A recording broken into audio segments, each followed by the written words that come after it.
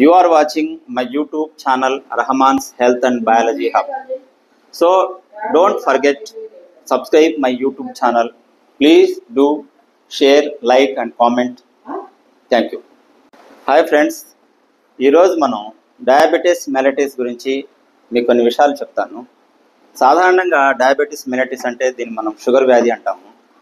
ఇది ఎందుకు వస్తుందంటే మన శరీరంలో మెటబాలిక్ డిజార్డర్ వస్తుందని మనందరికీ తెలుసు. అయితే ఇందులో ముఖ్యంగా రెండు రకాలు ఉన్నాయి. Type 1 diabetes mellitus, type 2 diabetes mellitus. ఇక్కడ టైప్ 1 డయాబెటీస్ మెలైటిస్ గురించి చెప్పుకోవాలంటే ఫస్ట్ మనం ఈ డయాబెటీస్కి మూల కారణమైనటువంటి శరీరంలో ఒక భాగం ఉంది, దాన్ని ప్యాంక్రియాస్ అంటాము. ఈ ప్యాంక్రియాస్లో ఐలాండ్స్ ఆఫ్ లాంగర్హాన్స్ అనే ఒక భాగం ఉంటుంది. యాక్చువల్గా pancreas is a mixed gland and ఎంజైమ్స్ను హార్మోన్స్ రిలీజ్ చేస్తుంది. అయితే ఐలాండ్స్ ఆఫ్ లాంగర్హాన్స్ అనేటువంటి భాగము ఇది ఆల్ఫా సెల్స్ని, బీటా సెల్స్ని, గామా సెల్స్ రిలీజ్ చేస్తుంది. అయితే బీటా సెల్స్ అనేవి ఇన్సులిన్ అనే హార్మోన్ని రిలీజ్ చేస్తుంది. అయితే టైప్ 1 డయాబెటీస్లో ఏమవుతుందంటే ఈ బీటా సెల్స్ అనేవి ఇన్సులిన్ హార్మోన్ని అస్సలు ఉత్పత్తి చేయదు. కాబట్టి అస్సలు ఇన్సులిన్ హార్మోన్ ఉత్పత్తి కాకపోతే వచ్చేటువంటి మనం డయాబెటీస్ని టైప్ 1 డయాబెటీస్ అంటాము. సాధారణంగా ఇది టీనేజ్ పిల్లల్లో, చిన్న పిల్లల్లో చూస్తాం. ఇది ఒకటి.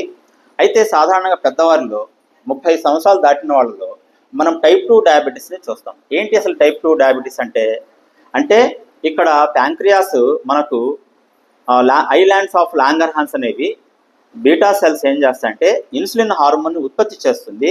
కానీ ఆ ఇన్సులిన్ హార్మోన్ మన శరీరంలో ఉన్నటువంటి టిష్యూస్ మీద, సెల్స్ మీద సరిగా పనిచేయదు. అంటే that is called insulin resistance అనేది. అంటే ఇక్కడ టైప్ 1లోనేమో బీటా సెల్స్ ఇన్సులిన్ని అస్సలు ఉత్పత్తి చేయదు. టైప్ 2లో ఏం చేస్తుంది, ఇన్సులిన్ ఉత్పత్తి అవుతుంది, కానీ ఉత్పత్తి అయిన హార్మోను సెల్స్ మీద ప్రభావం చూపదు. ఎందుకంటే సెల్స్ అనేవి మనం చిన్న రూమ్స్ అనుకుంటే, ఒక రూమ్లో ఒక డోర్ ఎలా ఉంటుందో ఆ డోర్ అలాగా మన సెల్స్ మీద రిసెప్టార్స్ ఉంటాయి. ఈ రిసెప్టార్స్ ఏం చేస్తాయంటే మన రక్తంలోకి గ్లూకోజ్ వచ్చినప్పుడు ఆ గ్లూకోజ్ ఎప్పుడైతే మన రక్తంలో మనం తినే ఆహారం గ్లూకోజ్ మారి మన శరీరంలో రక్తంలో గ్లూకోజ్ ఎప్పుడైతే ఉంటుందో అప్పుడు బీటా సెల్స్ ఇన్సులిన్ అనే హార్మోన్ని రిలీజ్ చేస్తుంది. ఈ హార్మోన్ వచ్చేసరికి ఈ యొక్క గ్లూకోజ్ ఎప్పుడైతే రక్తంలో వచ్చిందో అప్పుడు వెంటనే సెల్స్ యొక్క రిసెప్టార్స్ని యాక్టివేట్ చేసి ఈ గ్లూకోజు సెల్ లోపలికి వెళ్ళేలా చేయాలి. ఇది దీని పని. కానీ ఇక్కడ టైప్ 2 డయాబెటీస్లో ఈ యొక్క సెల్ మీద ఉన్నటువంటి రిసెప్టార్స్ గ్లూకోజ్ని గుర్తించలేకపోవటం డ్యూ టు ఇన్సులిన్ రెసిస్టెన్స్. కాబట్టి ఆ గ్లూకోజ్ రక్తంలోనే అలాగే ఉండిపోయి మనం రక్తంలో గ్లూకోజ్ తాగి పెరిగిపోతుంది.